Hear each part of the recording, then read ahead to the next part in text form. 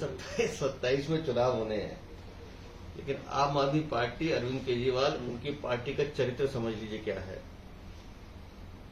शराब घोटाला और जिस तरह से पैसे का लेन देन उस घोटाले के माध्यम से हुआ, और दुर्गेश पाठक गोवा के प्रभारी थे, और दिल्ली में जो पैसा इकट्ठा किया गया वो गोवा के चुनाव में गया, ये जानकारी सबके पास है।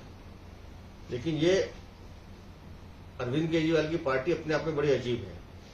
हमने पार्टी के चंदे के चंदा चोर नाम तो सुना था, ये आम आदमी पार्टी तो चंदा खोर पार्टी है। दुर्गेश पाठक ये वो व्यक्ति हैं जिन्होंने अपनी ही पार्टी के चंदे के पैसे को भी चोरी करने का काम किया है। और अगर जांच एजेंसी काम कर रही है तो इनको एतराज क्यों है? लेकिन मैं अरविंद केजरीवाल को बधाई देता हूं कि 10 तरह की चोरियां, घोटाले इस पार्टी ने किए हैं, लेकिन अपनी ही पार्टी के चंदे को खाने वाले ये चंदाखोर, ये तो लालू यादव से भी ज्यादा भ्रष्ट निकले हैं। और अभी तो ये जांच एजेंसी तो लगातार काम कर रही है। अभी तो मुझे लगता है एक बार पूरी रिपोर्ट आने दीजिए, इसमें कितने लोगों का और पेट भरा गया वो चीज भी सामने आएगी। सर, ये एफसीआरए का क्या मामला है, कुछ इसके बारे में जानकारी है क्या आप लोगों को? देखिए, जो जानकारी आप लोगों के माध्यम से आ रही है कि गोवा चुनाव में जो पैसा लगा था वो दिल्ली की शराब नीति का पैसा था, जिसको पार्टी फंड में यूज किया गया था। और पार्टी फंड का पैसा जहां जैसे भी गया, कुछ रिकवरी वहां हुई भी थी, लेकिन दुर्गेश पाठक ने उस पार्टी के चंदे को हड़पने का काम किया है। तो जवाब दुर्गेश पाठक को देना है, जिनकी पार्टी का चंदा, सो कॉल्ड चंदा, दलाली का पैसा, ये उनको जवाब देना है। सर, ये आम आदमी पार्टी के द्वारा ये कहा जाना कि गुजरात का सह प्रभारी बनाया गया है दुर्गेश पाठक को, इसलिए ये कार्रवाई हो रही है, कितना दम लग रहा है इसमें? इस पार्टी में सब अब प्रभारी और सह प्रभारी बचे हैं, अलग अलग राज्यों के, इनके पास और तो कुछ है नहीं। और दुर्भाग्य से इनके पास मुख्यमंत्री भी एक ही बचा है जो स्टेज तो चला सकता है लेकिन स्टेट नहीं चला पाता। तो इस पार्टी का तो अब देखिए क्या क्या होगा, क्योंकि अब इनको यही काम रह गया है। लेकिन इनकी चोरियां चाहे दिल्ली हो या पंजाब हो, सब जगह सबको पता है कि ये पार्टी एक तरह से सबसे करप्ट पार्टी है हिंदुस्तान की, जिसको सिर्फ चोरी, कमीशन और रिश्वत ही खाना है। आज सुबह सुबह मेरे घर पर सीबीआई की टीम आई थी। मेरा ख्याल है 3 से 4 घंटे उन्होंने मेरे 2 कमरों के घर में खूब छानबीन की, जहाँ जहाँ कोना हर चीज़ चेक किया। एक एक कोई किताब मिली तो उसके अंदर एक एक पन्ना पलट के देखा, बेड शीट चेक की, जितनी भी चीज़ें थी अलमीरा चेक की, सब कुछ चेक किया उन्होंने। उन्हें कुछ मिला नहीं। जाते जाते वो, जैसे मैं एमएलए था तो मेरे घर पे बहुत सारे लोग काम कराने आते हैं, तो आधार कार्ड की एक फ़ोटो स्टेट दे के जाते हैं। तो वो 15-20 आधार कार्ड की फ़ोटो स्टेट थी, कॉपी थी, वो लेके गए। और कुछ लेके नहीं गए, कुछ उन्हें मिला नहीं। 3-4 घंटे बड़े सघन रूप से उन्होंने जांच की। मेरा ख्याल है 5 से 6 लोग थे। खूब अच्छे से जांच की उन्होंने, एक एक चीज़ देखा। क्यों आए थे, किस केस के में आए थे, इसका मुझे आइडिया नहीं, ना उन्होंने बताया कि किस केस के अंतर्गत। उन्होंने एक डॉक्यूमेंट बस दिखा दिया कि हमारे पास सर्च वारंट है, हम सर्च करना चाहते हैं। मैंने कहा जी आपका स्वागत है, आप सर्च करें। उन्होंने खूब अच्छे से सर्च किया। केस का भी कुछ आइडिया नहीं कि क्यों किया, मुझे ज़्यादा समझ में नहीं आया कि वो क्यों आए थे और क्या चाह रहे थे।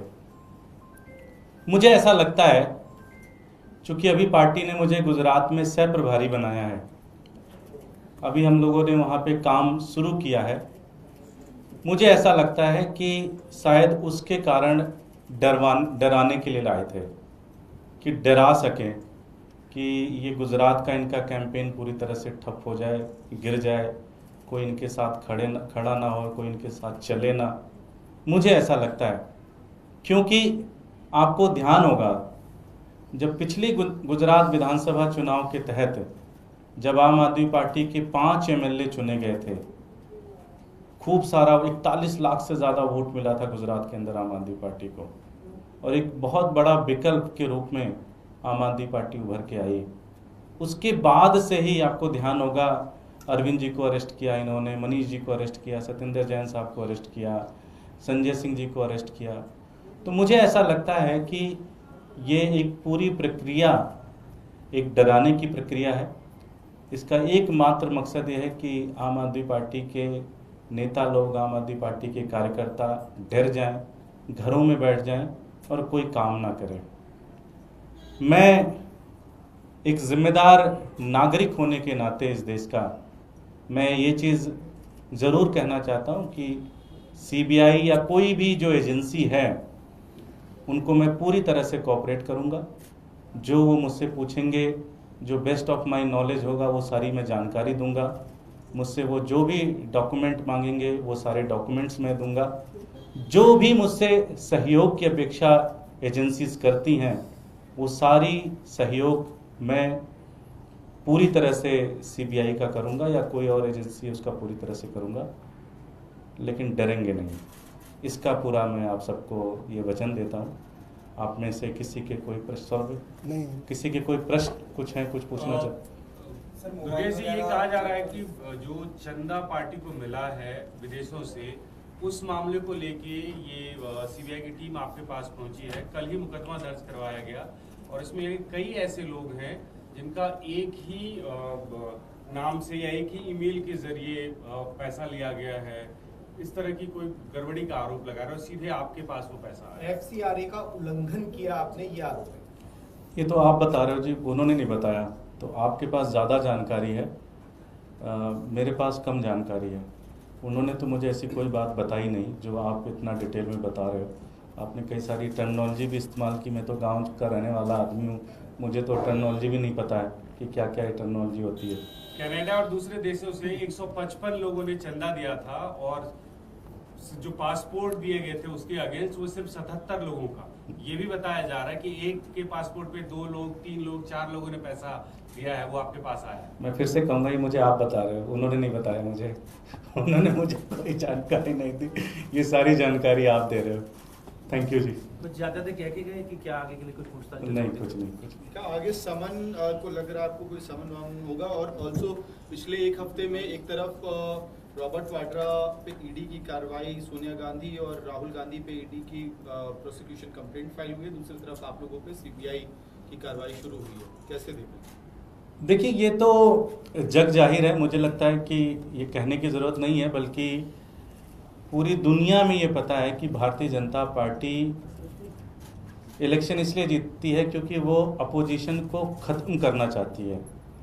अपोजिशन पार्टियों के सारे नेताओं को जेल में डालती है, उनके सारे रिसोर्सेज को ख़त्म कर देती है, उनके कार्यकर्ताओं को तोड़ती है, उनके एमएलए को तोड़ती है। भारतीय जनता पार्टी का एक काम करने का एक तरीका है, तो इसमें कुछ भी सरप्राइज़ नहीं होना चाहिए। अगर आम आदमी पार्टी को वो ख़त्म करना चाहते हैं, बाकी दूसरी पार्टियों को ख़त्म करना चाहते हैं, तो ये उनका एक तरीका है ये करने का, जो कि लोकतंत्र में बहुत ही खतरनाक है, लेकिन वो करते हैं।